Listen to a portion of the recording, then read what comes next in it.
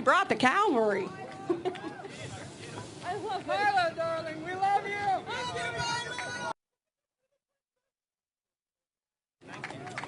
Hello, hello, how are you?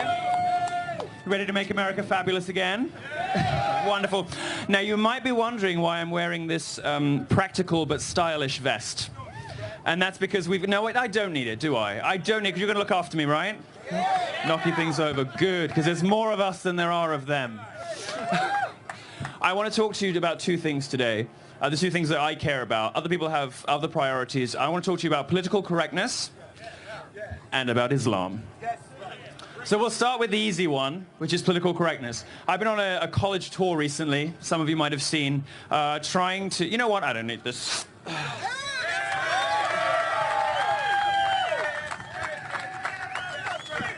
They don't scare me. I think they're up there being blocked by police horses, you know?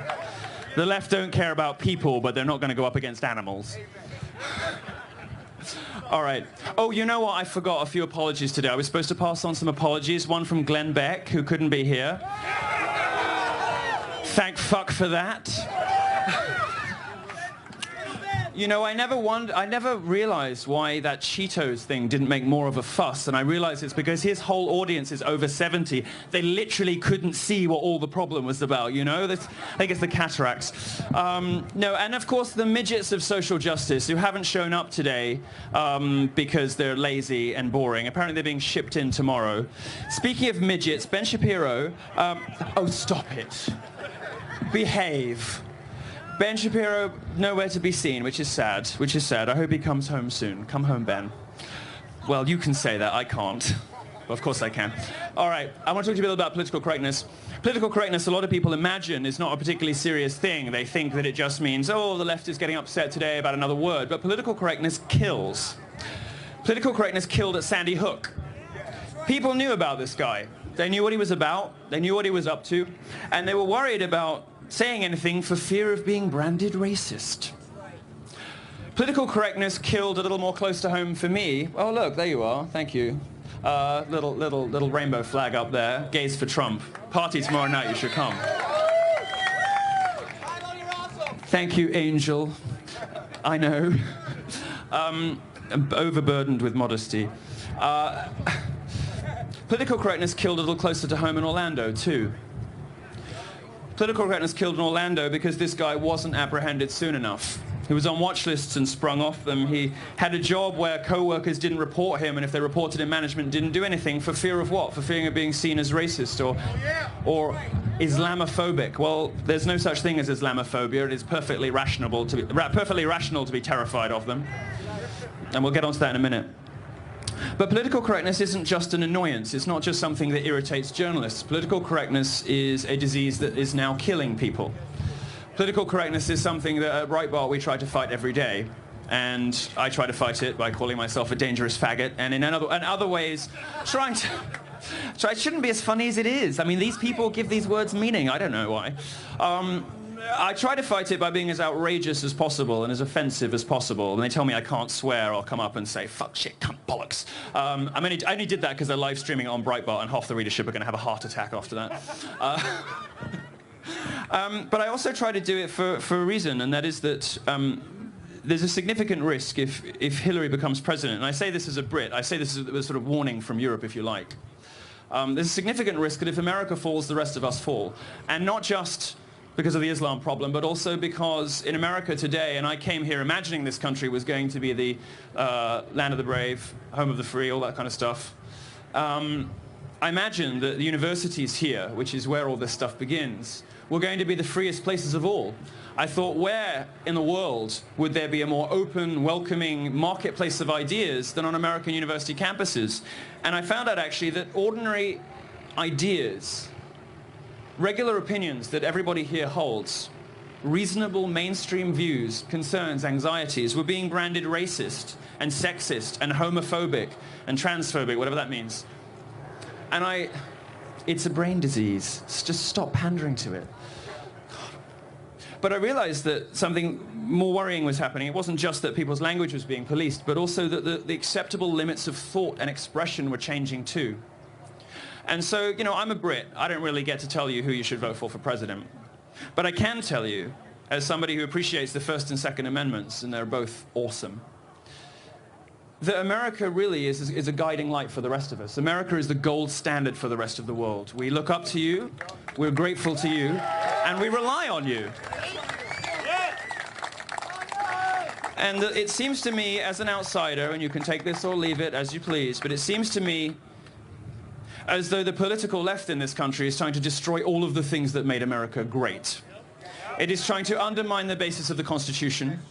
It is trying to undermine the central importance of freedom of speech, freedom of expression, freedom of thought. It is also trying to take away your guns. We don't like that either. And that's a problem for the rest of us because, you know, like it or not, and America gets a bad rap in the rest of the world, we look up to you guys. We look up to you because although you're a young country, you stand fast on principles the rest of us have forgotten. In Scotland, in the United Kingdom, I could be arrested for being offensive. I'm officially illegal in Scotland. In the UK, in Nottingham, it's now an arrestable offence to be a misogynist. Well, you might think, well, who wants to go around being mean to women? But that, of course, is in the eye of the beholder, and the definitions of these things are always defined by the left. Well, I might be a dick-sucking faggot, but I fucking hate the left.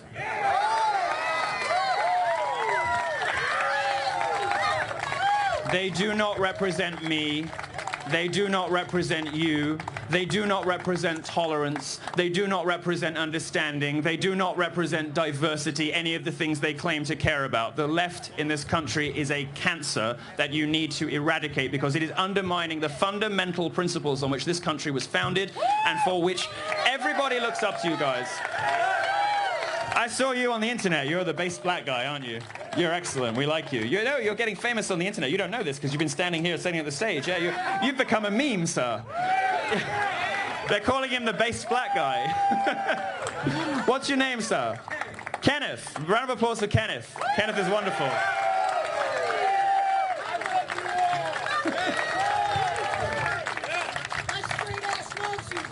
Something good has happened recently. And that is that the left has realized that groups it thought it had in the bag, it doesn't own anymore. It does not own homosexuals anymore. In the last election in the UK, 50% of gay men said they were going to vote for Conservatives, which is our right-wing party. The left-wing press went nuts. They almost said to themselves, how dare you be such ungrateful faggots, but of course they wouldn't use that word. Well, whatever the left might have done for us in the past, it now works actively against our interests. It is my responsibility as a gay guy in public life to push the limits of what can be thought and said.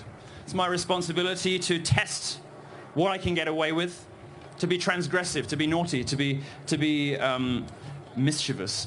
And today in America, that means being right-wing. Isn't it remarkable that in just 20 years, punk, the spirit of dissidence in this country, has gone from being a far-left activist to wearing a MAGA hat? That's right. You want to be an insurgent these days, you've got to be a conservative. So as somebody with a naturally contrarian personality, I had no option but to be a fan of Daddy. And it seems to me that Donald Trump, for all my endorsement is worth, is best placed to end the cancer of political correctness in this country. Now, other countries have been founded on other things in history, and normally they are founded on other things. Normally they're founded on race, they're founded on geography. And that normally leads to bloody conflict. Europe has a spectacularly bloody history behind it, thanks mainly to the wrong sort of nationalism, thanks to all sorts of other founding principles for countries that maybe aren't as good as the founding principles here. You don't want to lose what you have, trust me, because I, in Europe, am living it. Let me tell you, Donald Trump, and you may not agree with everything he says, you may not even particularly like the guy. It's okay. I happen to. Donald Trump is the best chance America has of undoing this.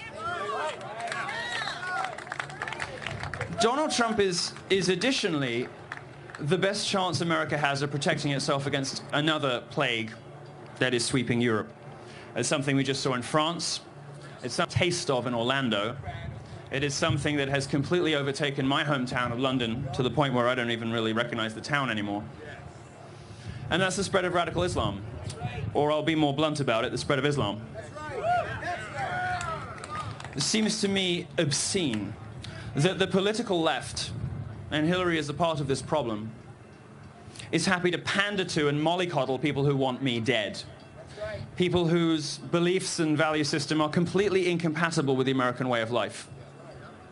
And I'm tired of being polite about it. I'm tired of making pointless distinctions between Islamist, radical Islam, jihadis. The problem is Islam. Because if you look at what Muslims say about themselves in Western countries, you will discover some horrifying things. 51% of British Muslims want my lifestyle made illegal. Now, many Trump supporters, many Republicans have their own challenges with the gay thing. I am among those people.